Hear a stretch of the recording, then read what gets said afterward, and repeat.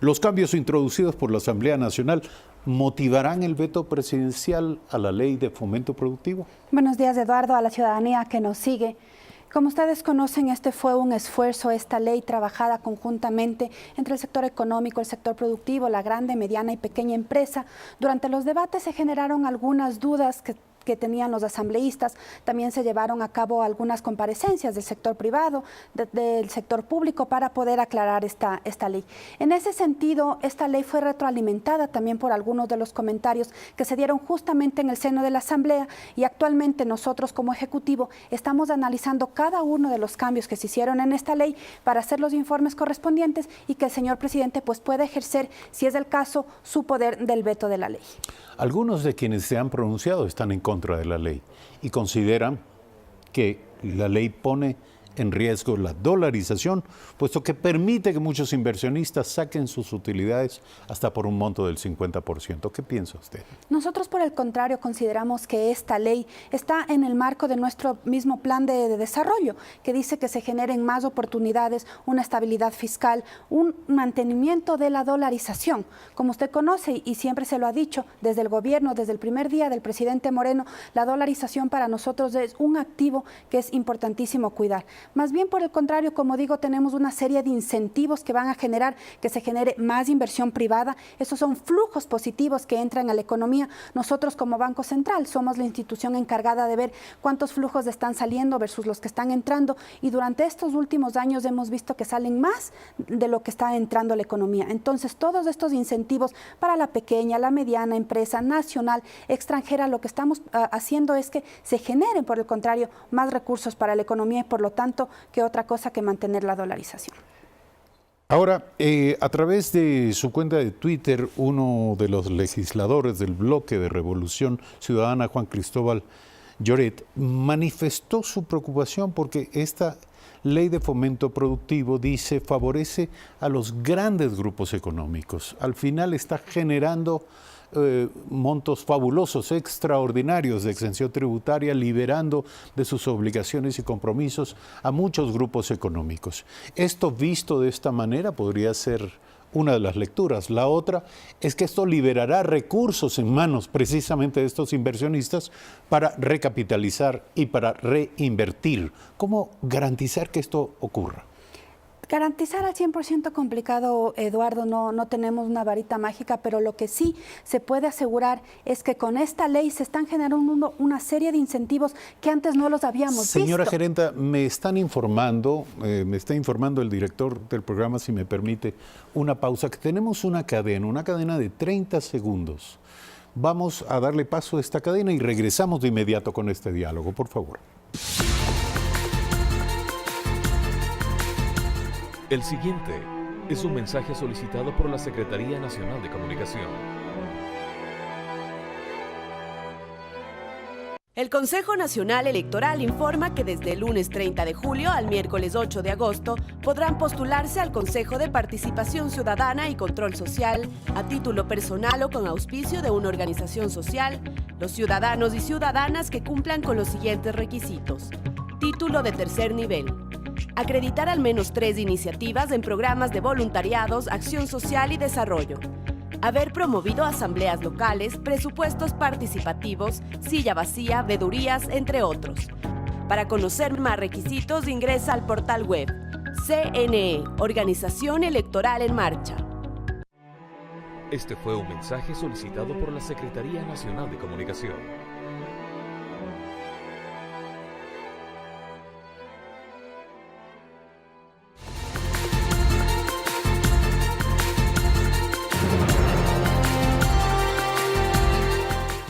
Fue un brevísimo corte y le agradecemos su paciencia. Continuamos este diálogo. Decía usted que no hay posibilidades de tener una garantía en términos absolutos de que los recursos liberados por estas exenciones tributarias y el perdón a las obligaciones tributarias de los grandes sectores económicos se vaya a traducir en nuevas inversiones. Exactamente, Eduardo. Pero como decía también, durante este año ya de gestión del presidente Moreno, se ha escuchado las demandas, como digo, de diferentes sectores de la economía, y esos son los que están plasmados justamente en esta iniciativa de ley. Ha Habían algunos, por ejemplo, temas que quedaron pendientes en la ley que se aprobó en diciembre del año pasado. Entonces, realmente ahora lo que estamos apostando es que el sector privado juegue su papel de ser el motor de la economía. Si bien durante estos últimos 10 años fue el sector público el que jugó ese rol importante de generación de empleo, de producción, ahora es importantísimo que el sector privado lo haga. Y el sector público no tiene todos los recursos como teníamos hace algunos años y por lo tanto, definitivamente,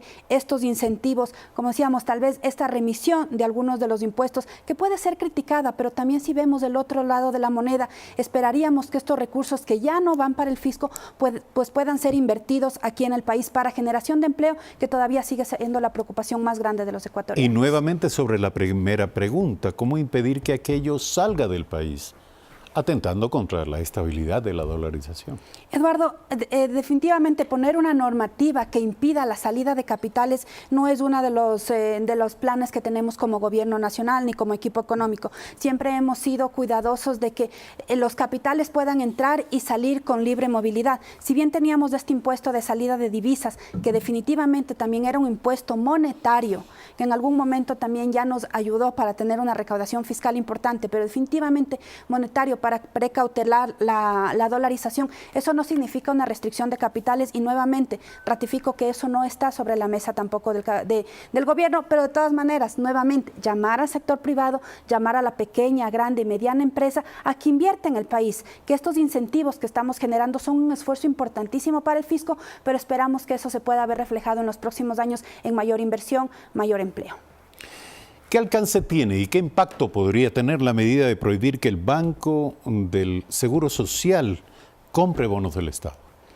Actualmente, como estaba, en el Código Orgánico Monetario Financiero, el Banco Central y también el BIES podían invertir en el Ministerio de Economía y Finanzas. Particularmente en lo que corresponde al Banco Central, esta prohibición que se está poniendo actualmente en el Código, lo que hace es generar una mayor estabilidad de los activos del Banco Central. Si bien las reservas internacionales no aumentarían en su nivel, como muchas veces se lo ha dicho, sí mejora la calidad de activos. ¿Qué significa eso? Que ya tendríamos activos más líquidos para cubrir cualquier emergencia. Definitivamente nosotros vemos que esta es una iniciativa interesante, ya lo hemos venido trabajando como Banco Central durante este último año. Por ejemplo, desde mayo del 2017 no se han hecho inversiones adicionales en el Ministerio de Economía y Finanzas con este objetivo, que ya el mismo presidente Moreno lo había estado impulsando, de fortalecer el Banco Central, de fortalecer la dolarización, y vuelvo a eso, de fortalecer las reservas internacionales. Adicionalmente a eso, Eduardo, solamente puntualizar que en la ley de diciembre del año pasado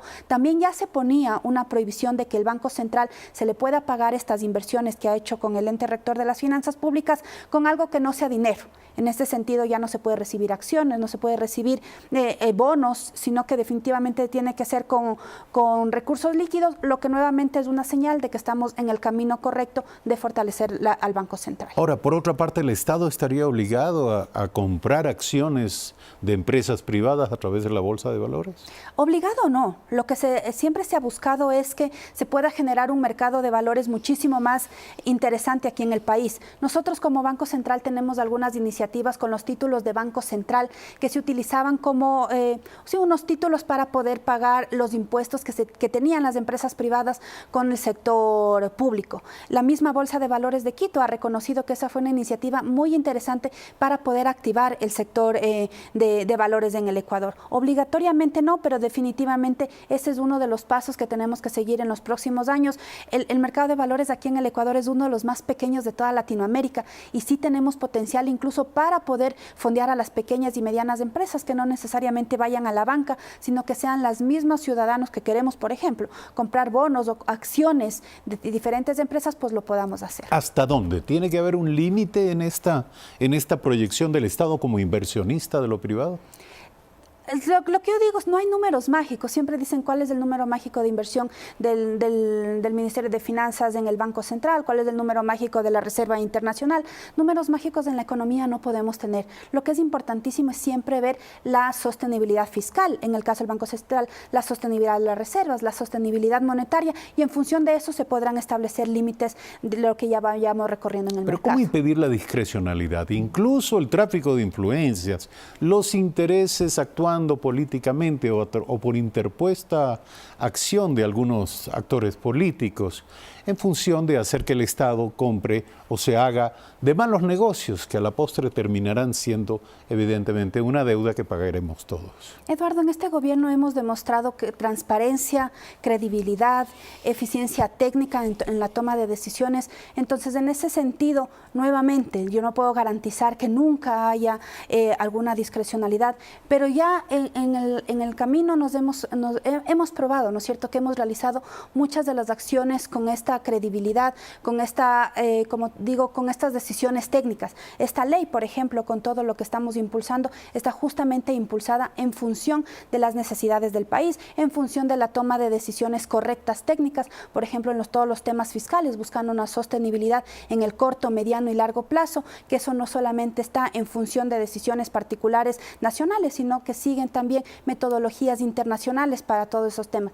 Entonces, ver hasta cuánto puede llegar el Estado, cuánto puede comprar, en cuántas empresas, pues definitivamente tendremos que hacer los análisis técnicos y las diferentes carteras de Estado también que intervengan en eso, cumplir con todos los objetivos que estamos planteando. Pero más allá de una simple apuesta de confianza en las actuales jerarquías o autoridades de lo económico en el país, la pregunta es ¿con qué criterio el Estado debe dirigir estas inversiones? Definitivamente. ¿Cuáles deben ser los sectores elegibles? Nosotros como Banco Central tenemos algunos criterios que también podrían ser, por ejemplo, los que se apliquen en el gobierno. Nosotros vemos primero seguridad, después liquidez y finalmente rentabilidad. Porque como Banco Central, por ejemplo, cubrimos todos los recursos que sean lo más seguro, no nos interesa ganar mucho. De alguna manera, el Estado también lo importante sería ver eso, que todos los recursos que se utilicen, pues primero sean los que son más seguros. Porque como Estado no estamos para lucrar de muchos de los activos, sino sobre todo garantizar que las acciones que tienen, que los bonos, que las diferentes acciones, por ejemplo, de algunas empresas, pues sean las más seguras, más que las que nos generen rentabilidad alta. Y esos son parámetros internacionales que el objetivo sería también que todo el Estado, como lo hace Banco Central, lo podamos seguir. Nuevamente, ¿hay algunos sectores ya elegidos? Desconozco, Eduardo, tal vez ya hay algún otro análisis en alguna otra cartera de Estado, pero como Banco Central particularmente no hemos participado en esas decisiones. Se dice que el perdón a los deudores de impuestos con todas sus obligaciones llega a 2.200 millones de dólares. ¿Usted confirma esta cifra? Eduardo, la institución encargada para ratificar esas cifras del Servicio de Rentas Internas, de alguna manera son las cifras que informalmente también hemos conocido, pero ahí sí preferiría que el Servicio de Rentas Internas pueda ser el que ratifique 100% los datos. Una misión económica oficial viajó a Estados Unidos para entrevistarse con los multilaterales y la banca de inversión. ¿Cuáles son los resultados de esta gira? Eduardo, tuvimos 2 días, bueno, realmente 3 días de intenso trabajo. El primer día nos reunimos con Banco Mundial, Fondo Monetario y el Banco Interamericano de Desarrollo. En esas reuniones particularmente hubo una apertura, primero para entender en qué proceso está el Ecuador, en ese momento cuáles eran los principales objetivos que estábamos persiguiendo con la ley. Pero yo creo que, por ejemplo, del Fondo Monetario, ya la semana pasada vino los representantes para hacer una revisión de la información del Ecuador, lo que se conoce como artículo 4. Entonces ya en esa reunión ya anticipamos alguna información. Con el BID y Banco Mundial se ampliaron también las opciones de financiamiento para proyectos o procesos de desarrollo social y productivos, entonces realmente fue bastante interesante. Y los otros 2 días tuvimos reuniones con algunos bancos, algunos fondos de inversión, sobre todo para dar a conocer cuáles son las cifras del Ecuador. Se mal informó muchas veces que ya íbamos a buscar financiamiento, ese no fue el objetivo de la reunión, sino por el contrario, como digo, dar a conocer en este momento por qué camina, por qué senda y cuáles son los objetivos de mediano y corto plazo del Ecuador. Sin embargo, los resultados de esta gira tendrían un impacto político en el clima, en el entorno de inversión del país y, por supuesto, en el ánimo de los organismos de crédito. Por supuesto que sí, porque por eso integramos la misión algunos funcionarios de alto nivel del gobierno para que se pueda dar a conocer con total transparencia cuáles son los objetivos del gobierno. Y como digo, eso te genera también un ambiente interesante. Había muchas de las personas con las que nos reunimos que felicitaban esta apertura del gobierno para ir y poder aclarar muchas de las dudas que lamentablemente tal vez quedaron pendientes en los últimos meses, y esperaríamos que eso se vaya a generar en un ambiente positivo. De todas maneras, Eduardo, Eduardo, también ha habido una mala interpretación que hay una correlación directa entre esa visita y el riesgo país. El riesgo país es una variable que mide un montón de algunas cosas que no necesariamente es directamente con las visitas que haga un funcionario o un ministro o un par de declaraciones. Entonces sí es importante también ir midiendo este indicador que de todas maneras hasta el viernes de la semana pasada ya había registrado una pequeña baja en lo que habíamos revisado a inicios de la semana pasada. ¿Pero qué representa en su opinión el nivel, el índice actual de riesgo país que tiene el Ecuador? Depende, de algunos factores, por ejemplo, está correlacionado con los precios del petróleo, también está correlacionado con la situación interna del país. Hemos visto también la preocupación en los mercados internos y externos que no podemos negar de la baja de la Reserva Internacional, que es justamente una de las variables en la que estamos fortaleciendo, que conversábamos y que con el ministro de Economía y Finanzas se está viendo cuáles son otras formas para poder fortalecerle. Entonces, estas son las variables también, el entorno político externo, lo que sucedió en Argentina, por ejemplo, del préstamo de los 50.000 millones de dólares por parte del Fondo Monetario Internacional. En la visita que hicimos en Estados Unidos fue muy claro que eso fue un antes y un después para los mercados emergentes. Y a todos los países ven con mucha más atención qué está pasando en nuestros países a partir de lo que pasó con Argentina. Entonces, como digo, son algunos factores, no solamente internos, sino la coyuntura externa que hace que este riesgo país vaya para arriba o para abajo. Hablando de Argentina, esta jornada informativa comienza con datos sobre lo que va a acontecer allí. Se prepara una huelga, una gran manifestación en Buenos Aires de los sindicatos en contra de la política económica del presidente Macri y en buena medida de los acuerdos a los que este llegó con el Fondo Monetario Internacional. En el caso del Ecuador debemos temer que los próximos acuerdos con el Fondo Monetario Internacional impliquen sacrificios políticos y sociales. Todavía, Eduardo, no estamos en la senda de planificar un acuerdo con el Fondo Monetario.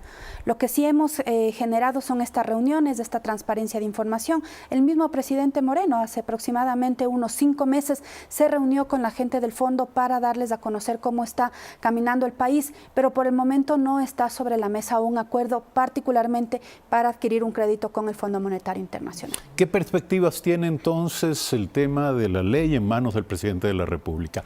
¿Habrá veto? ¿Habrá veto parcial en torno a esto? ¿O el Ejecutivo se da por satisfecho respecto del diálogo que se generó en la propia Asamblea? Eduardo, como decía al inicio, estamos revisando la información, estamos viendo cuáles son los cambios que realmente sí favorecen y retroalimentan a la ley, tal vez algunos otros que no necesariamente. Entonces el presidente seguramente va a, en función de los informes técnicos que nosotros hagamos, pues aplicar su opción de veto. Pero si es parcial, total, todavía eso estamos analizando. Usted es gran conocedora de la economía de nuestro país, no de ahora, sino observadora desde hace algunos años y muy cercana también al tema de la gestión económica. La pregunta es, en el tiempo del expresidente Rafael Correa, ¿cuál fue el efecto de las amnistías tributarias 2 que entendemos se produjeron bajo su administración? La inmediatamente anterior tuvimos una recaudación, creo, de aproximadamente unos 700 millones de dólares. La expectativa era muchísimo más porque habían algunos temas de amnistía, sobre todo para el tema de los trabajadores, que en su momento no se aplicó y por eso las grandes empresas de cierto sector particular no accedieron a esta amnistía. Justamente en este diálogo que tuvimos, como decía al inicio, con algunas empresas, esperamos que las expectativas de esta remisión de esta remisión que vamos a tener como Estado, pues puedan superar las que se generaron en los años anteriores. Es que se lo pregunto porque ahora son precisamente los protagonistas del mismo bloque político, de la corriente del expresidente Rafael Correa, quienes más y más ardorosamente critican la amnistía tributaria contenida en esta nueva ley. ¿Cree usted que pueden decirlo con plena autoridad, dado que el expresidente Correa llevó adelante 2 veces el mismo mecanismo? No me gustaría generar un juicio de valor si está bien o mal lo que se pronuncian ciertos asambleístas. Lo que es importante, lo que estamos haciendo en nuestra gestión como gobierno, en el sentido de poder estabilizar las finanzas públicas, y este año sí está considerado un ingreso importante a través de la amnistía. De todas maneras, lo que sí está interesante que se aprobó en la Asamblea es que esta amnistía tributaria, por ejemplo, tiene un candado para los que se benefician en este momento, ya no se podrán beneficiar en los próximos 10 años. Entonces, Entonces, de esta manera, para generar también una cultura tributaria más fuerte, que las personas, claro, porque si no dicen en el Ecuador cada 2 años me hacen amnistía, efecto, y ese por es lo el tanto, temor. exacto, y por lo tanto yo ya no pago. Entonces, el objetivo sería que en esta amnistía se pueda recaudar los recursos que se necesitan y estas empresas ya no tengan este incentivo perverso, por así decirlo, de no seguir pagando los impuestos. Muchísimas gracias por aceptar la invitación a Primera Impresión. Verónica Artola, gerente general del Banco Central en esta mañana. 7 de la mañana con 17 minutos. Regresamos en un instante.